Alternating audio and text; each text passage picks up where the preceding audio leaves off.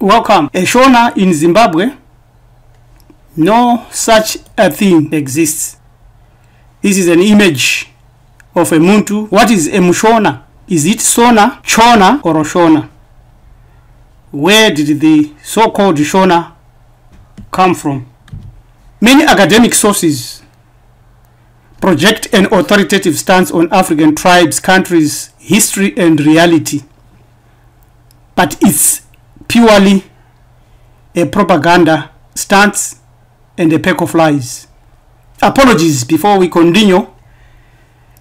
The Berlin Conference disaster, as well as Christian missionary work, is the foundation at which we are looking at this term Shona, as well as other aspects connected to it. For starters, few such sources, academic sources, inform their readers that all African borders were constructed by Europe, not for the purpose of Africans or those that dwelled in the continent, but for the purpose of European continuous existence, minerals, animals, control, and human resources.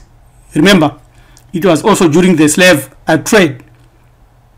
So they were created for colonialism, and at the same time, the tribes that we find in Africa, most of them, were crafted on a divide and rule fundamental. Every African person globally needs to learn about the Berlin Conference, its importance in history, and also that it will rarely be taught in schools, but it will be glossed over. And that the Berlin Conference was the actual and final undoing of the people of African ancestry. It created tribalism, false regional affiliations, stupid patriotism, and sovereignty fantasies that is time and block African unity, despite the fact that there is Organization of African Unity or African Union. They have never decided and discussed the issue of Berlin borders. In the 1930s, as a result of the work of the International Institute of African Languages and Cultures, founded in 1926, a new quest for language standardization throughout the continent of Africa gripped Europe. A certain Clement Martin Dock, a Baptist missionary, was tasked by the Rhodesian government to come up with a report on the unifications of local dialects into an official local language for the Africans by the Europeans without the participation of the Africans. In his report, which is a book tracking in South Central Africa, 1913-1919, Clement M. Dock, in his report, the Shona language was crafted and imposed on those living in a country the British claimed. That's when the Shona noun and people were born and promoted. Meet the Shonas who were invented by Christian missionaries. These are the people today. We look at this and continue to explore it. Once you know Bantus using these Euro terms, you are mentally ignorant and a retard. Eventually, you become a tribalist, a patriot supporting the Berlin boundary borders, and you live in a Euro-created sovereignty fantasy. You can read this book if you want to see how we justify that statement. The Creation of Tribalism in Southern Africa, edited by Leroy Vale. It's a book and a PDF is available. You can get it from Google Scholar. However, satisfactory, the arrangements that were made by Doc and his company and all his other missionaries, Christian missionaries, from a purely linguistic standpoint, their social implications were disastrous. We can see the disaster today by the demented tribal associations as well as hate that exists between cities like Bulawayo and Harare. Someone can actually fail to say Chitungwiza and say Situngwiza. It's because of European indoctrination, and that person is a retard. While he can say fish and chips, then he cannot say Chitungwiza, he says Situngwiza. The manner in which the regulations were imposed awakened a deep resentment among African scholars, but it never worked anything. The awesome effect of the new orthography was to turn every literate African into a functional illiterate. That's what I have just said. Then you find somebody who is a university scholar, went to university, still saying, that is a fact that shows that the person is an ignoramus, doesn't know anything. He is not fit to be called a Muntu, but perhaps something else. Clement Martin Dock, a missionary and a noted linguist, put it in 1931 in his report on the Shona language and dialect.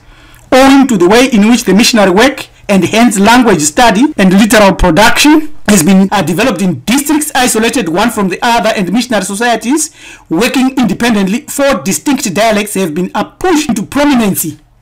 These were Karanga in Victoria Seku, Zezuru in Harare or Salisbury Seku that time, Manyika in Manicaland, and Ndau in Melseta or Mandizuzure today. The difference between the dialects has been grossly exaggerated by these artificial means.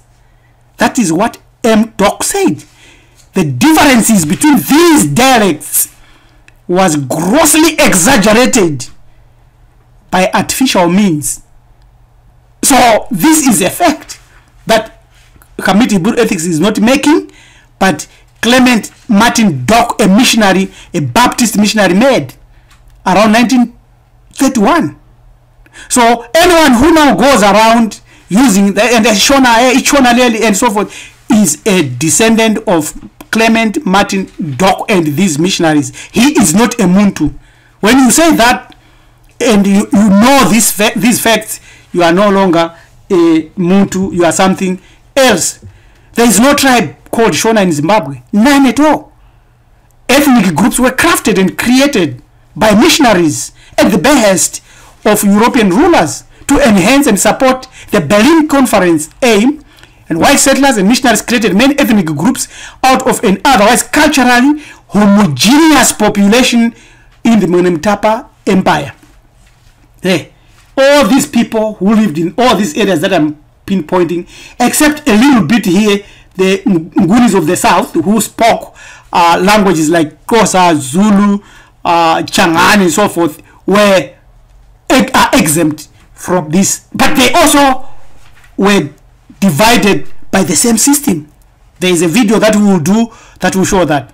So the European missionaries, who are followed by every Christian today, every Christian is a European citizen. You cannot be a Christian and be a Muntu. Once you are a Christian, you are a European citizen. The Christians, at the best of the leaders, came up with following tribal names: Karanga, Zezuru, Manyika and Korekore, as distinct ethnic groups.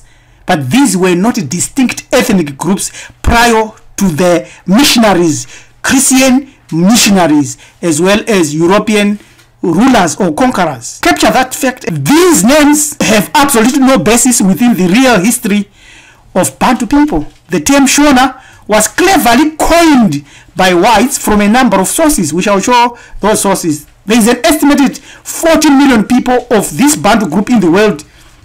These include people that live in countries such as Botswana, Mozambique, and Zambia, who speak a language now called Shona by Europeans, and those whose understanding is limited and cannot go beyond the Berlin boundaries. However, we know that it's all propaganda tactic that is now being propelled by even Bantus themselves.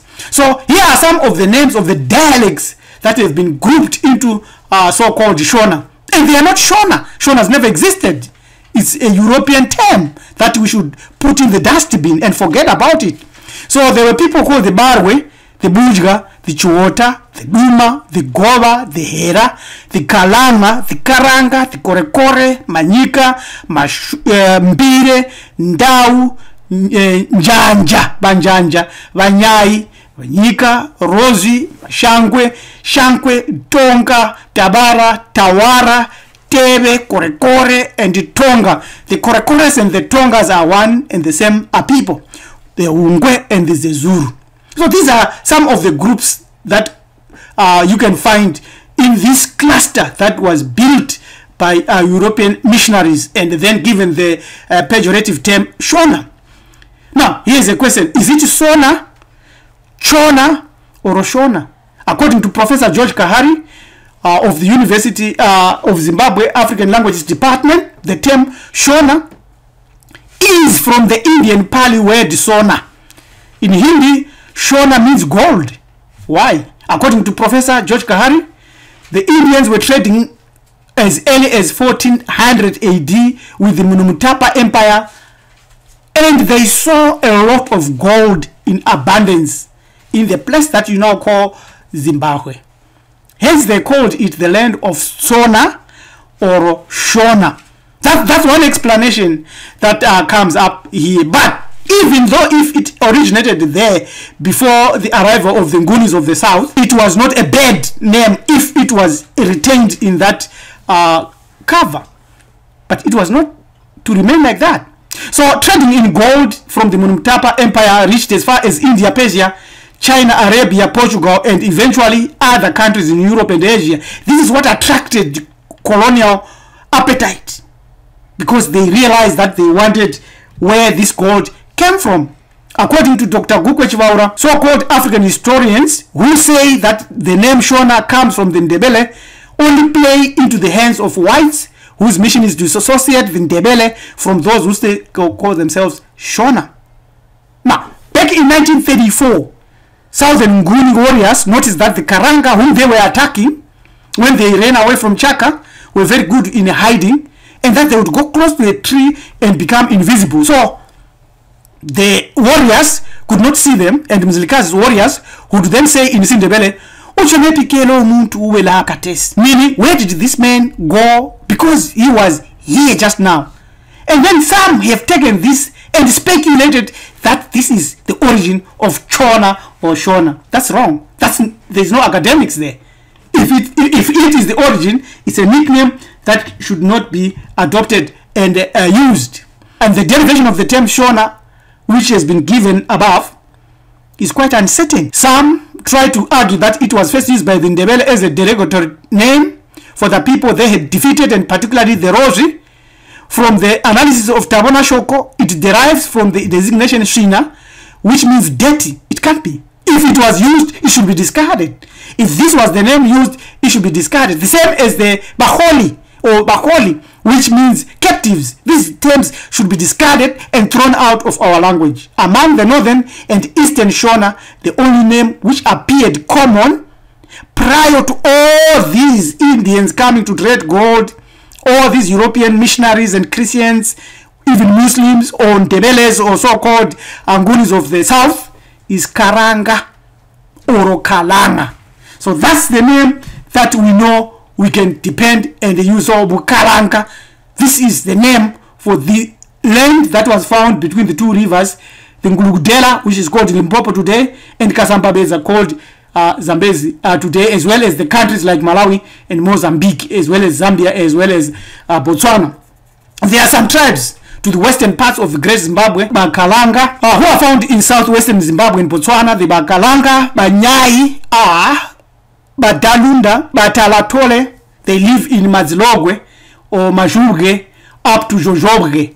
Banambia can be found in Wange up to Gweta. Banambia are Shonas.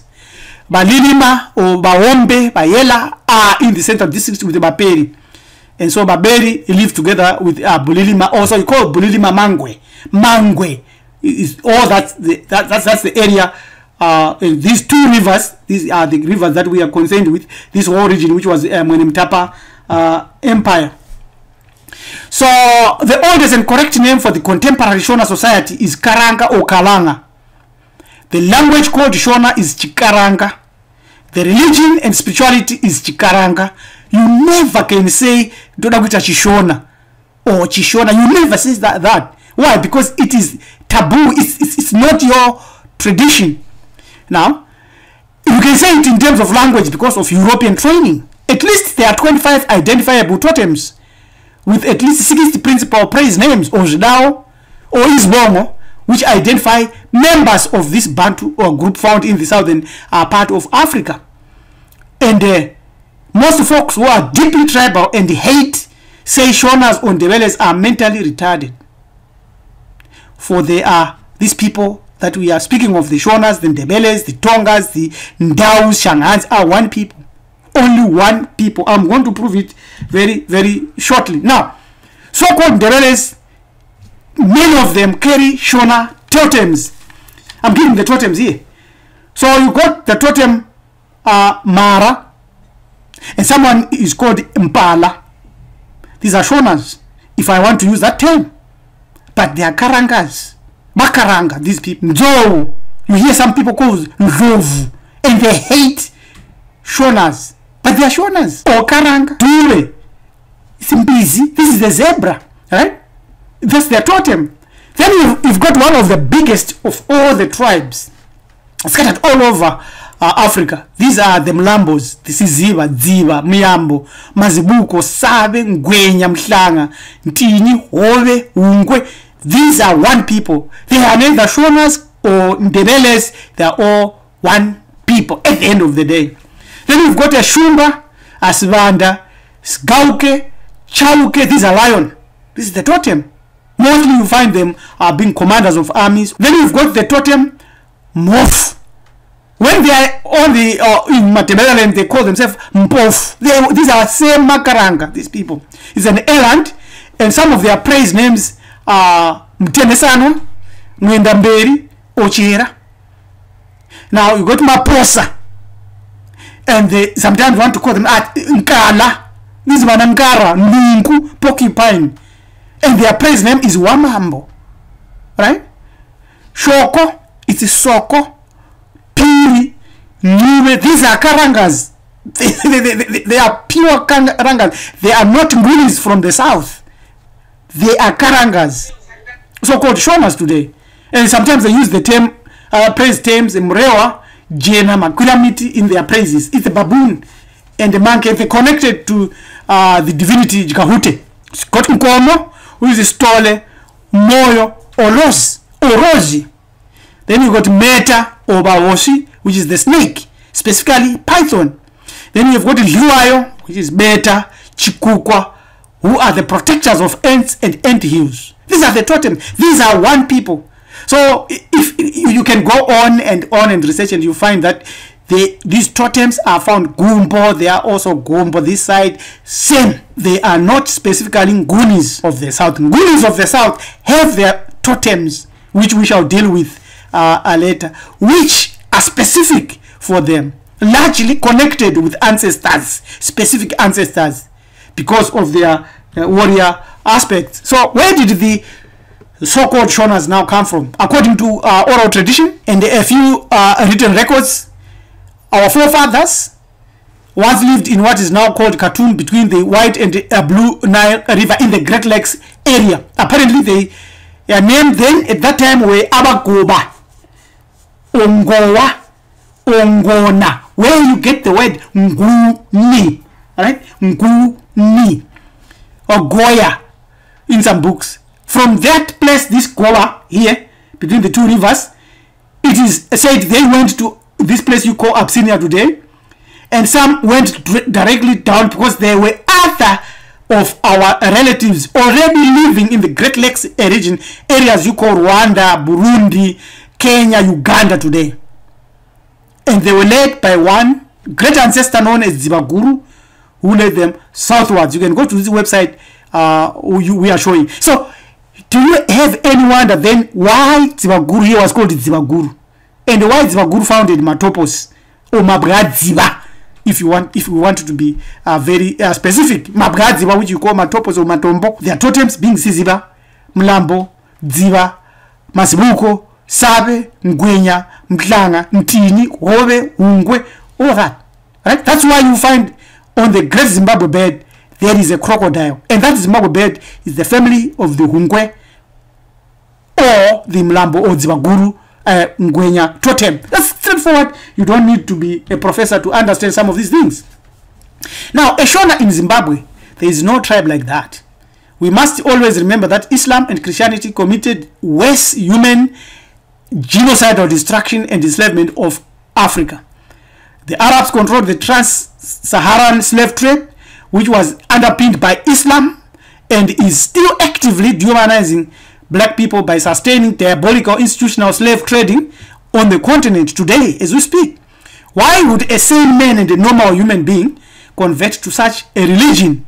Why would you actively embrace the Berlin Conference borders and think patriotically as per European dictate? Remember that there is a grand spiritual destruction plan that is being carried out by Christianity and Islam in supporting of those that slaughtered and stole African heritage. There is no two ways about that. Therefore, in conclusion, there are no Shonas, but Karangas and Nguris of the South. We are all descendants of great ancestors of Africa. Let's uproot tribalism and ignorance. Join us in spreading such unifying messages. Connect using join@marifado.com. This is Preacher Rabbi LM Tumizulu saying subscribe to our channel, and thank you again till we meet. Edupe siyabonga tatenda enkos.